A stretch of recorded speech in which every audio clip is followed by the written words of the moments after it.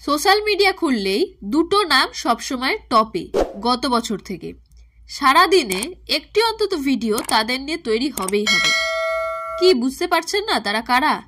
Dalhousie smart দিদি নন্দিনী দি এবং বনগাঁর চাঁদপাড়ার কালিদি মিষ্টিদি, যারা দুজনই দুটি পাইস হোটেল চালান নিজ নিজ এলাকায়। নন্দিনীদির হোটেলকে আজকাল জোরদার টক্কর দিচ্ছে কালিদির হোটেল। চাঁদপাড়ার কালিদির দোকানের মটনের চর্চা এখন চারদিকে।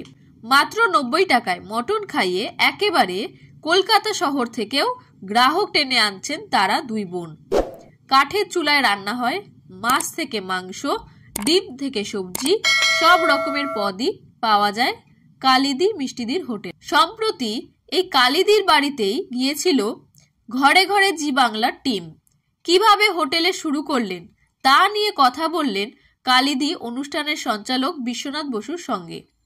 জানালেন স্বামীর ডাক্তার দেখানোর জন্যই বনগাঁয় প্রথম আসেন। চাঁদপাড়াই আবার কালিদির বাপের বাড়ি। স্বামীর নার্ভের অসুখের জন্যই তাকে ধরতে হয়েছিল সংসারের হাল। সেই সময় 3 মেয়ের মা হয়ে গিয়েছিলেন তিনি।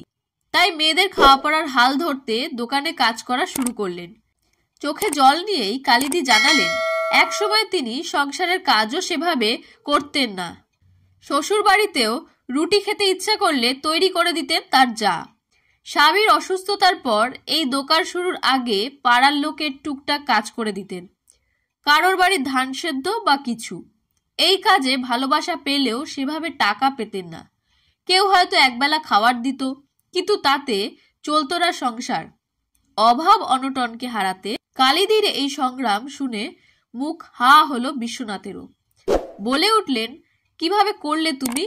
বনগাঁর চাঁদপাড়ায় স্টেশনের ধারে ভাতের হোটেল চালান দুই বোন, কালী আর কালীর বোন মিষ্টি। আপাতত নতুন ইন্টারনেট সেন্সেশন তারা। কলকাতার টালিগঞ্জ থেকে পড়শি বাংলাদেশ, দূর দূর থেকে ছুটে আসছেন মানুষ এই হোটেলে। কালী বেশিরভাগ সময় রান্নায় ব্যস্ত থাকলেও মিষ্টির কটাক্ষে প্রায়ই আসেন ডালহাউসিতে ভাতের হোটেল চালানো স্মার্ট দিদি নন্দিনী। ছেড়ে কথা বলেন না নন্দিনীও। ব্লগাররাও আজকাল রীতিমতো নন্দিনী আর মিষ্টি এই দুই ভাগে ভাগ হয়ে গিয়েছেন। আপনিও একদিন খেয়ে আসবেন নাকি কালিদির হাতে সেই বিখ্যাত মটন কষা?